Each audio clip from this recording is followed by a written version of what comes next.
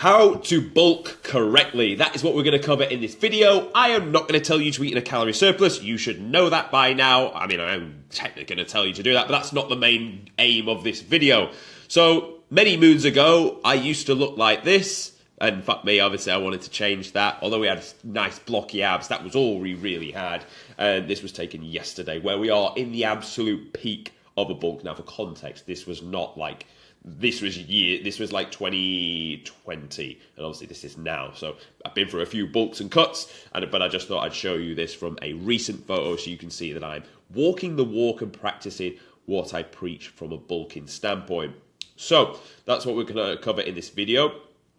For those of you that are new to the channel, welcome, the warmest of welcomes. My name is Tom Sergey, and I run the Gorilla Platoon, which is an online physique transformation program where we get results like this, and that's why I make videos like this, so I can talk about what we did. This is the result we got. These are my learnings and findings, and I can give them to you. So in this video, obviously, we're going to cover how to bulk correctly, and I'm going to give you 5 main points to focus on that have helped me a lot throughout the full course of bulking and things to consider as we go through. So we will waste no time and we will get straight to the punchline and go through them one by one. So this is the list here, but just focus on me because I'll talk through them. So when you are in a gaining phase, it's very important that we understand the correct rate of gain, because you can get excited and think, I'm in a bulking phase, and eat everything. And the problem with that is you will end up getting fat. But on the flip side, people can kind of be a bit scared to lose the abs. So they're also real dubious and do not push food up like at all, but they still want to gain muscle. So what is the correct rate of gain? So you can gain anywhere from 0.3 to 0.6 of a kilogram per week. If you're in pounds, just do the conversion. And that's a steady rate of gain. You need to make sure you're hitting that rate of gain, or like you're just going to spin your wheels and time will go by. And I've had it on this bulk where I've had great weeks and we've made that target, and I've had it on my bulk where I've socialized a bit, I've missed a couple of meals, I never don't miss a gym session, but there was points where I didn't make the progress. And ultimately you're attacking this bulk to put on as much tissue as possible. Ultimately you're going to gain weight, of course. So you don't want the weeks to go by where you've missed that opportunity. You want to drive the needle forward week in, week out, making sure your correct rate of gain is being achieved. Now, that's the first thing to consider. And what that brings you is clarity. You know, this week I should be increasing through this much.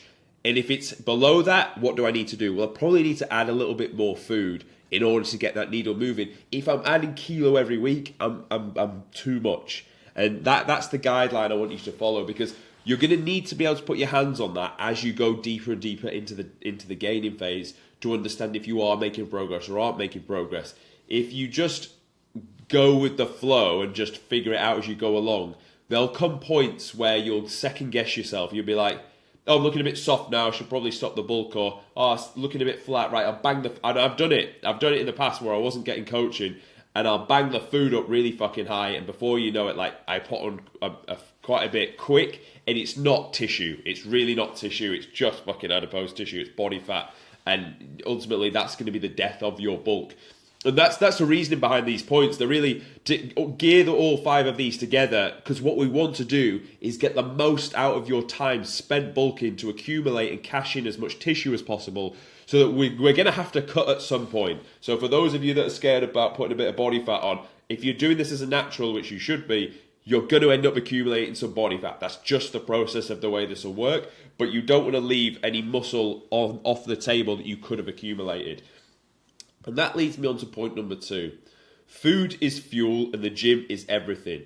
People think, eat a lot of food, I'll gain, and you will gain, but you won't just build muscle because you're eating a lot of food. The calorie surplus doesn't build the muscle.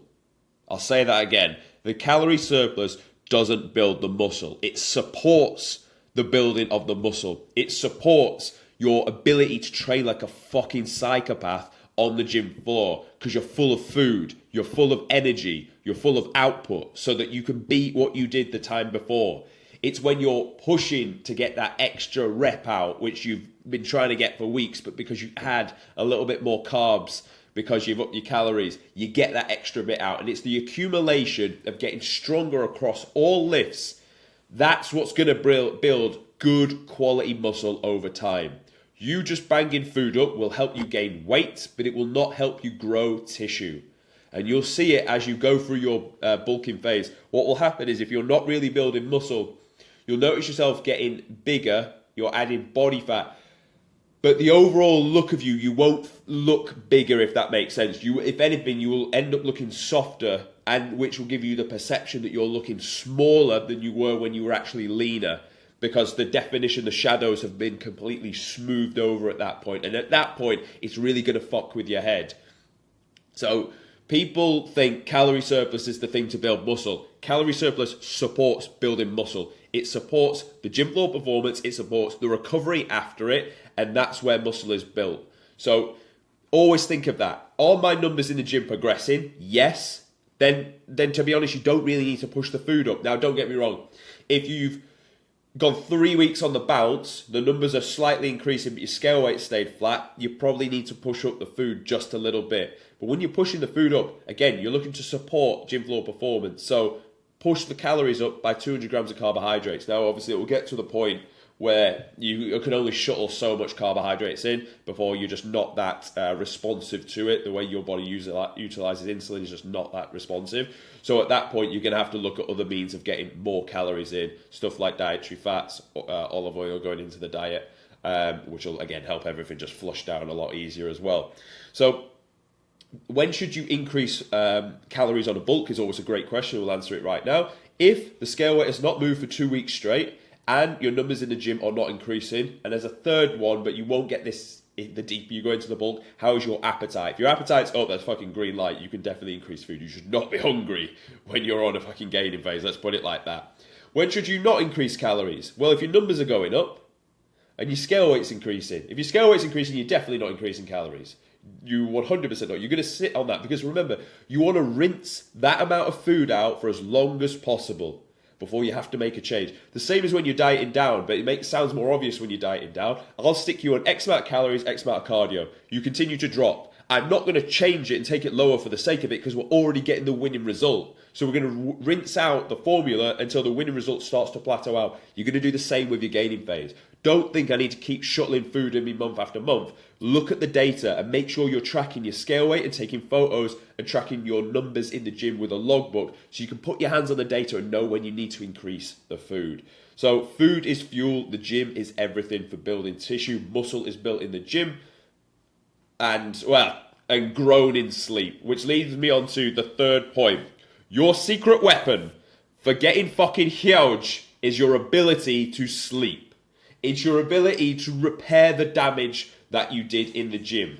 You go into the gym, you're going to cause damage to your tissue by moving the extra load and stimulus, putting mechanical tension on the muscle. Look at it at this point as you digging yourself a big fucking hole. How many times has a bird said, you're digging yourself in your hole, you've dug yourself into a hole here, and you're still there with your shovel fucking digging it away, trying to fucking salvage shit. So, at this point, that's what you did. You did a big boy push session. Beat what you did last time. Loads of volume, progress, train like an athlete. The worst thing you can do is go home and sleep 6 hours. Because you've not filled that crater back in all the way back up to the top and rested. There's still some residual, let's call it fatigue that's still going to be there, and residual muscles that have not been repaired, muscle fibers. So at this point, whatever you do in the gym, you need to replicate that with the sleep. You need to match it like for like. That if you have really poor sleep, it probably wouldn't even serve you to train the next day. I'm not saying skip sessions, but honestly, if your sleep is completely whack, you're not going to do yourself any favors. You're going to run out of your capacity to recover really fast because you're not repairing it. You're going to be more chance of injury is going to be a lot higher because your motor control is going to be a lot lower. And on top of that, your body is less efficient at the way it uses food and fuel when you haven't slept that well. So it's very, very important. And I spoke about this in the last video on which really went on deep into sleep. Your body is will use insulin less efficiently if you slept poorly. So if you're banging a lot of carbs in because that's what you need to do on your gaining phase, but you sleep poor, let's look at it as a percentage. You're on 500 grams of carbs. but your body may only have processed like 350 because of how poorly you slept. So that extra residual bit of carbs is A, it's wasted, so you're not going to use it efficiently for the gym floor performance, but B, it's probably going to get stored as body fat because it's not being used efficiently. So sleep will honestly, it will keep you leaner in a bulk, which will keep you bulking for longer, and it will actually repair the tissue. And that goes on to say, like, obviously, poor sleep will reduce growth hormone and testosterone, two main hormones needed for actually building tissue. So your secret weapon is your ability to sleep. I tell you now, if you want to grow tissue, sleep like a motherfucker. I'm pushing 9 hours each night because I'm taking this bulk serious. I want to cash in as much gains as humanly possible. So your secret weapon is to sleep. The next thing we need to do is keep the mindset to keep you going. There will come times in your bulk, and I only know because I've experienced this and I know to talk about it. There will come times in your bulk where you will feel like almost like softer and skinnier. And in a weird way, it will almost feel like the whole thing you've done has not worked. And this can happen for a few reasons. One, you're just not as efficient as, again, using carbohydrates, so the muscle appears flatter and softer. It can appear because you didn't sleep that well, so your muscles just feel like a fucking sucked off cock. And overall, you'll question it because you'll be getting fatter, of course you will. You're going to put on some body fat as you go through the gaining phase. Now, looking at it like this, you're a gym goer, you're an athlete, everyone knows you as a guy that trains. Picture now you're getting to 15%, 16%, 17% body fat. At this point, you really don't look like how you used to. And there's a great saying that I hear a lot from people, and it's you need to get comfortable being uncomfortable. And for us, for people like us that train in the gym, that want to look aesthetic, we are uncomfortable when we go above 15% body fat. Of course we are, because your abs are starting to disintegrate. Luckily for me, mine are like breeze blocks. So even when I'm at my absolute fattest, they still just about protrude through. But if you haven't got abs like that, you're going to look soft across the midsection. You're not going to look like the athlete you once were. You'll just look like an overall stone. But we need to understand that this is honestly, if you're into self-improvement, this is the absolute pinnacle of delayed gratification. And the reason I say that is you're pushing deeper and deeper into the dark, further away from your comfortable space in order to secure that tissue. You're really going into the depths of this war zone to cash in and to achieve the objective before you then cut back down and come home and enjoy the victory. Now, a lot of people, especially with Instagram and like online and stuff, will try and stay lean all year round. And they'll never really make any true gains because can you maintain? Maybe. Would I do it? No. Where you've seen my results and I get recomps, that works because most of those results are of people that have not been training properly, have not been eating properly, needed to lose body fat anyway, so they actually got leaner and built muscle at the same time. But from there, when they're at that point there, the only next option is to go into a long gaining phase and to secure a lot more tissue, or stay at that point and be happy. But I think most of you really, when you finish the recomp, you would like another 2 to 3 to 4 to 5 kilos of pure muscle tissue. And to achieve that in any respectable amount of time, you're going to need to go through the process of putting on 20 kilos in a fucking off season. And it's not nice and it is uncomfortable. And your mind will be tested. You will look in the mirror and think, I am fat, relatively speaking. You're not actually fat. And the average person goes, oh, you're not fat. And by fucking the rest of the population, you're fucking still lean. But we know in ourselves with our standard of when we're around 12, 10% body fat, we're not to our standard. And that will test you. That will tell you to come out of the bulk sooner. But it's when you're 17% body fat, 15 kilos up in your gaining phase, that's when you need to lock in even more. That's when you need to think, no, I'm here now. Keep your big t-shirts on. Don't look in the fucking mirror. Just look at the numbers in your logbook and chase that next high. Because it's at those weeks, and it's going from 17 to 20 kilos. It's that tissue that you secured. That's what's going to give the biggest difference when you cut back down. And when you cut back down, it's more like instant gratification. People think dieting down is hard. It's for people like us, it's not, because you're going to recover. You're going to uncover all of the work you've done in the off season. So every week you get more positive feedback loop. You look better. You're getting better compliments. Now, That's going to significantly skyrocket if you put the work in the off season. If you went into the depths of the diet, still secured extra numbers on your lifts, secured that extra little bit of tissue. So when you cut back down, you're going to look a lot bigger. And the real flex is when you can compare two of your leanest shots together. I've done it before on this channel, comparing 72 to 75 kilo, which was after last year's full bulk, where we went 72 to 88, 88 back down to 75. And you'll be surprised, like, a few kilos of muscle is no joke. You can visually see that. It doesn't sound much when I say it, but only someone that is fairly new to this process would think it doesn't sound much. And it does take that much of a gain over the period of time to secure that. Because building muscle as a natural takes time. It takes a long time to build, and it's very easily lost. And it's actually hard to build because most people won't have the mindset in order to keep going. So one of your biggest tools in your arsenal is to understand that you're going to feel uncomfortable, you're not going to look yourself, but you really need to master the art of delaying gratification. And I think that's why physique development and growing tissue really is a beautiful thing in terms of harnessing self-improvement into one entity, if you will.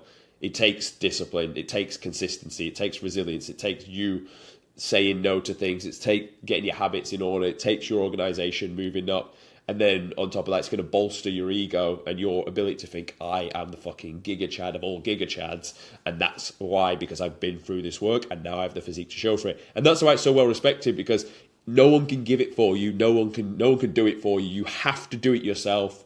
And it's a direct reflection of you. How your physique looks is a direct reflection of the work you've put in, of the diet you've done in the past, of the tissue you've secured in the past. And that's why it's a beautiful thing. Now, the last thing I'll say is we are all human.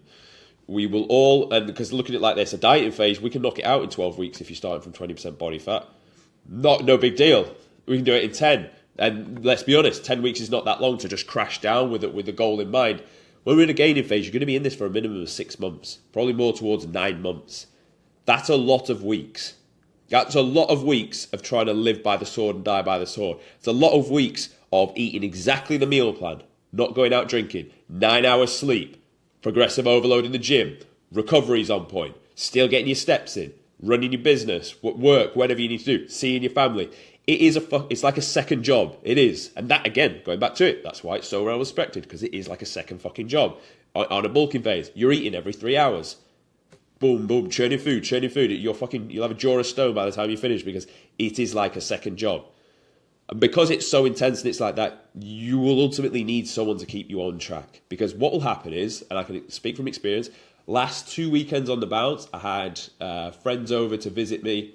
So I'm slightly out of routine. Not massively, but I'm eating out. If I'm eating out, I'm not eating my foods. When I eat out, they're not made with my diet in mind. All right, I might be eating with calories, but those foods are made with fucking seed oils and rotten shit. And I know because it churns my belly later on after eating them. When my body's not going to use those calories as efficient. I'm not going to be as responsive to the insulin inside those meals because of the fact that they're just laced with seed oils and bullshit. So my body's not going to use them efficiently. Now, going back to it, if I'm eating a load of food but my body's not using it efficiently, if I'm only operating from 50% of fuel, how's my gym floor performance going to be? It's not going to be the same compared to if I'm eating my own clean diet. And that now, I'm not telling you to never socialize. You're going to have to deal with that. But then what happens after that week? Where you don't feel that good about yourself. And that can be a slippery slope. That can be a real slip. If you're not a man of true discipline, luckily I've spent 10 and a half years as a British paratrooper. I'd like to think my discipline is of a fair standard, you would assume. But even I know at this point to get someone to keep me accountable. That's the main reason I have a coach. So he can keep me accountable. He can be like, listen, motherfucker, you've got an ego on the line here. You better fucking uphold it. You better show me that it is actually of merit. And straight away, boom, I'm on it. I'm then prepping food. I'm back to it. Gym numbers are up. Scale weight's back up. We're in a good space now. Driving performance in the gym. Feeling better about myself. You need some tough love. You do need tough love.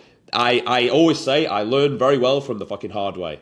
I learned very well from a fucking platoon sergeant calling me a fucking cunt, saying, get up there, get up that hill, get this done. I learned good that way.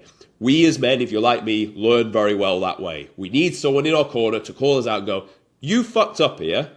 Let's be honest, you fucked up. You were negligent, you didn't do the thing you should have, now this is the result. And we need someone to push our buttons, test our ego, put us back in check, and be like, turn up, deliver this week. And we will do it. We will turn up, we'll deliver this week. But without that, things slip. That's how people end up getting so out of shape in the first place, because things slip. They're not accountable. They don't owe it to anyone. No one really cares if you're out of shape. To be honest, no one actually cares. And do you know what? The beautiful thing is, people would rather you got out of shape because it's less competition for them. Think about it. If you're in a room of 10 men and there's 5 beautiful women and fucking 8 of them get out of shape and you're in good shape, you're going to be rubbing your hands together thinking, I'm going to have to pick. There's only me and another guy that can choose from the 5 of the best women. You're going to be happy about that. You want to see people fall down. Now, you don't for the people close to you and your mates, and that's good. But most motherfuckers would rather see you fall than see you climb. So the worst thing you could do is not find someone to call you out on your bullshit. If you find someone like that, it's going to really, really serve you in life in general. I won't plug my coaching service, but ultimately that's what we do, and that's why we get the results we do here. It's just, these are men of stature. They just need someone like me saying, that was bullshit, be better this week, this is how we're going to get better, and then you get the result like this. But that's what will serve you. It don't have to be me to be your accountability partner. I mean, you can if you want, but find someone that you trust. Find someone that is also in the same position as you. Be like, look, we're both going to bulk together. We'll check in with each other every week. I'll tell you how I've been getting on. You tell me how you've been getting on. If you sense fishiness and bullshit, tell me. And that it will serve you really, really long. You don't have to go and hire a coach, but you need somebody to keep you accountable as you go through this gaining phase, because it's not pretty. It's not pretty in the back end of a bulking phase. People think it's great. I can eat loads of food and train really hard. It's not pretty when you've been doing it for fucking 6 months and you're sick of the sight of food and you've got bloating and digestion and you're on a treadmill of eating every 3 hours. You can't wait for a dietary cut. You really can't. So these are my 5 weapons, 5 tools in my box that I get in check in order to achieve a decent gaining phase. I'm walking the walk through it now. I'm midway through a gaining phase now. 11 kilos up, but we need to push at least another 4 and push to 90 kg. I'm sat just below 86 at the minute. I've been 86 the last couple of days. So sat at 86, but we need to push all the way up to 90. And probably then up from beyond then. I started at 75, so just for a few numbers, just for some insights. But yeah, if you found this video useful, great. Subscribe to the channel, and I'll see you tomorrow.